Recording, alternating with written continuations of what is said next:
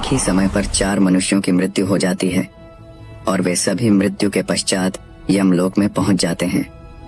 यमलोक पहुंचने पर वहां का दृश्य देखकर वे सभी अत्यंत भयभीत हो जाते हैं। यह देख उनका अंग अंग कांपने लगता है।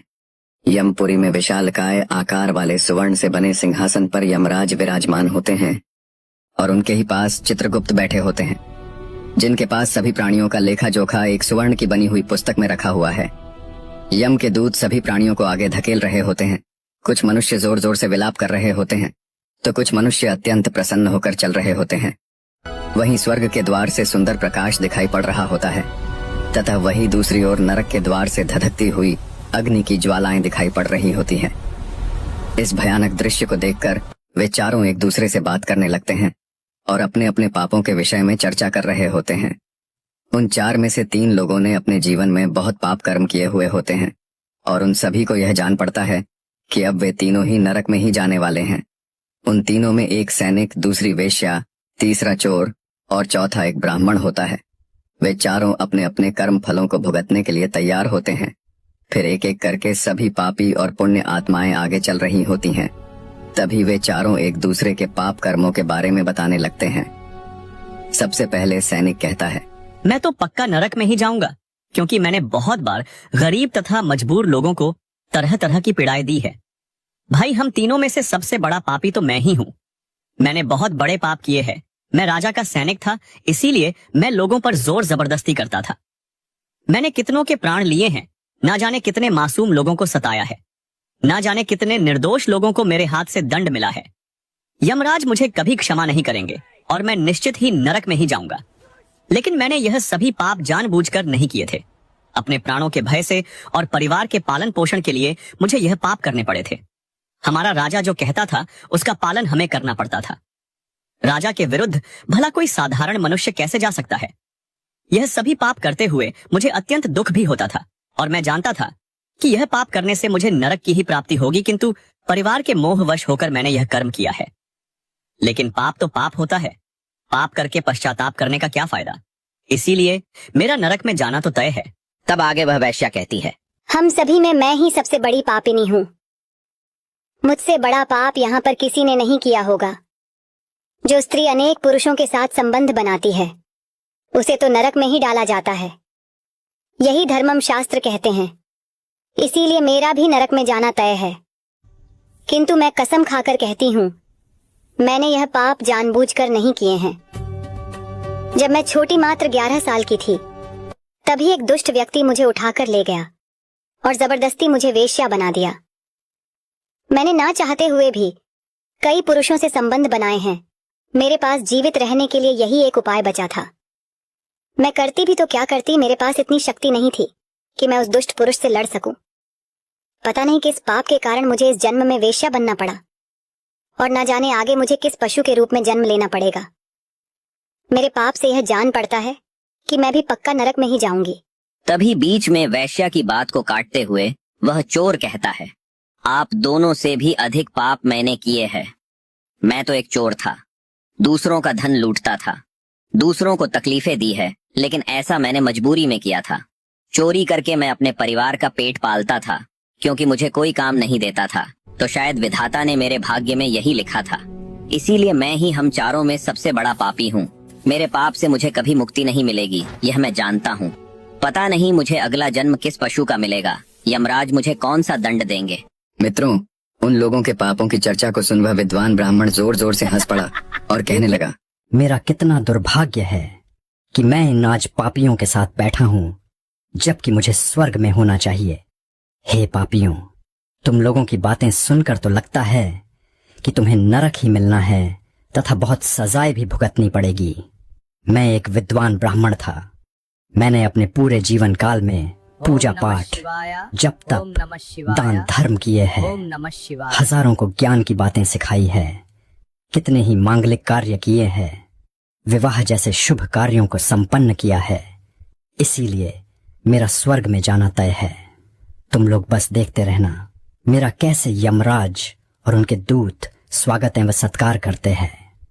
और हाँ, मैंने अपने जीवन में कभी कोई पाप नहीं किया है और जाने अनजाने में किए भी होंगे तो मेरे पुत्रों पौत्रों के द्वारा श्राद्ध, दान, तर्पण आदि के कार्यों द्वारा मेरे पाप भी नष्ट हो जाएंगे।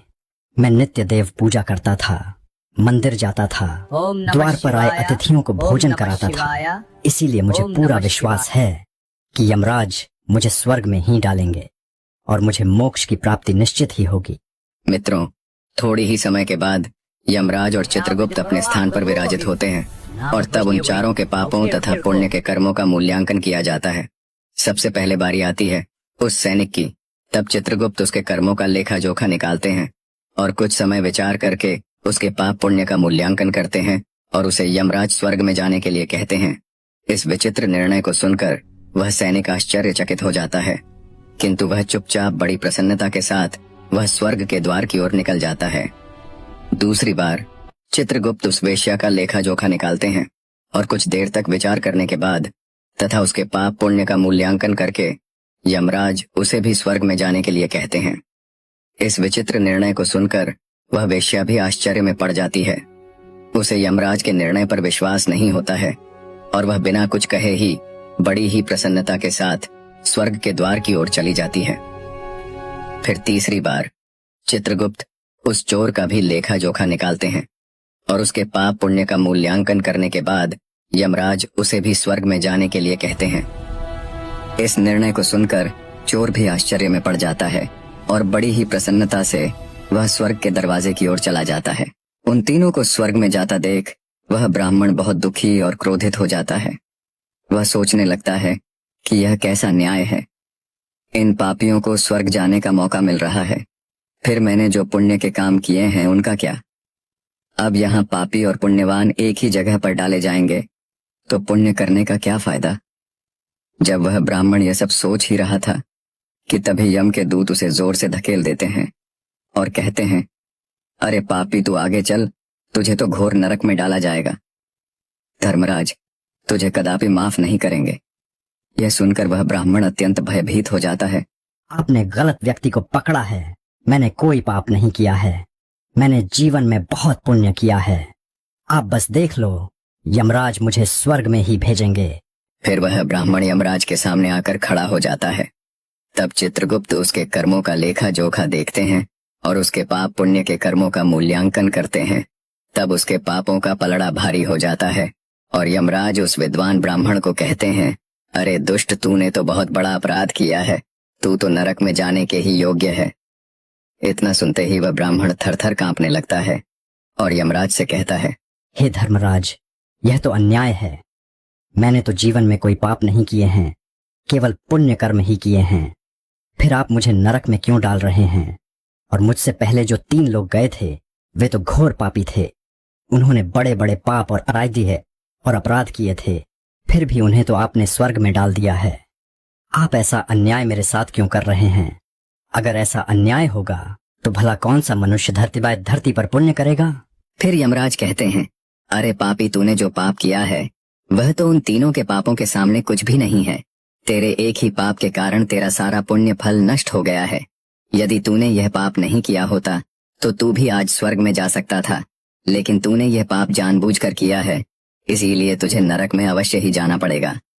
अरे उस सिपाही ने राजा के हुक्म का पालन किया था, किंतु उसने भी बहुत पुण्य के काम किए हैं।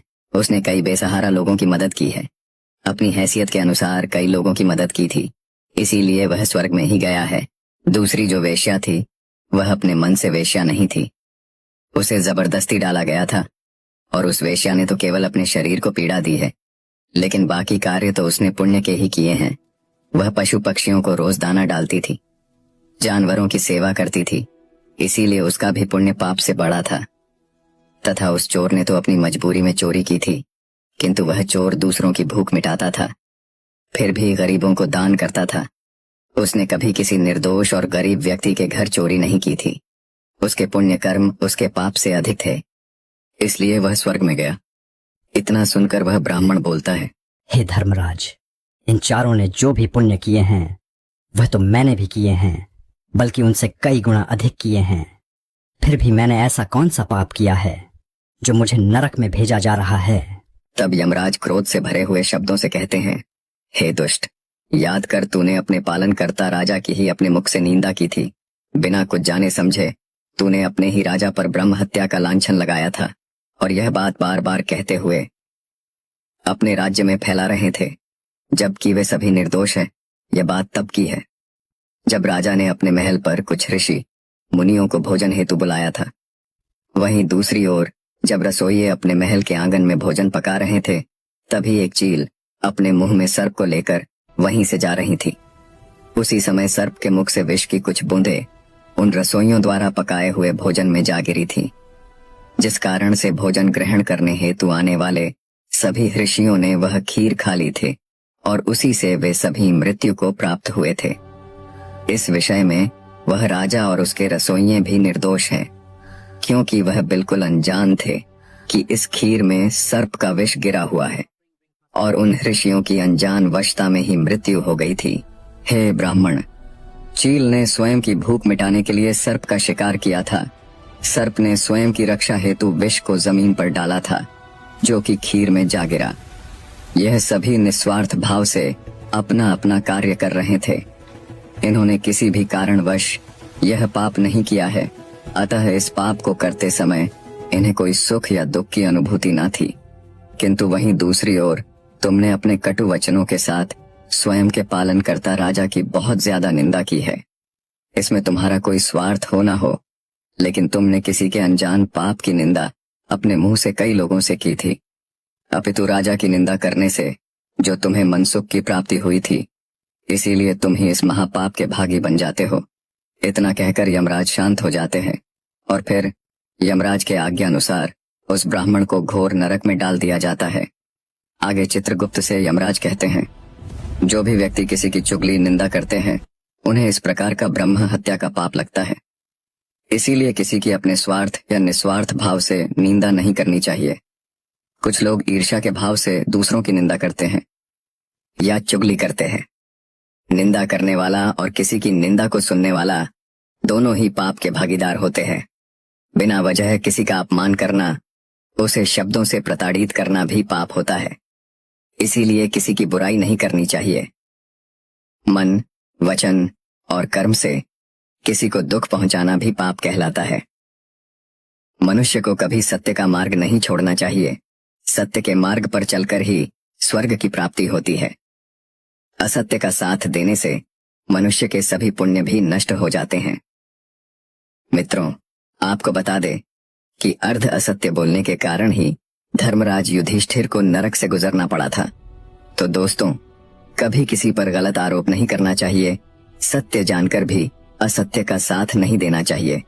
जो दूसरों पर गलत आरोप डालता है, उसे यमराज कभी क्षमा नहीं करते हैं। तो उम्मीद है आपको यह कथा पसंद आई होगी। वीडियो को लाइक जरूर करें और कमेंट में जय श्री कृष्ण अवश्य लिखें। साथ ही चैनल को सब्सक्राइब करें। आप सभी का धन्यवाद।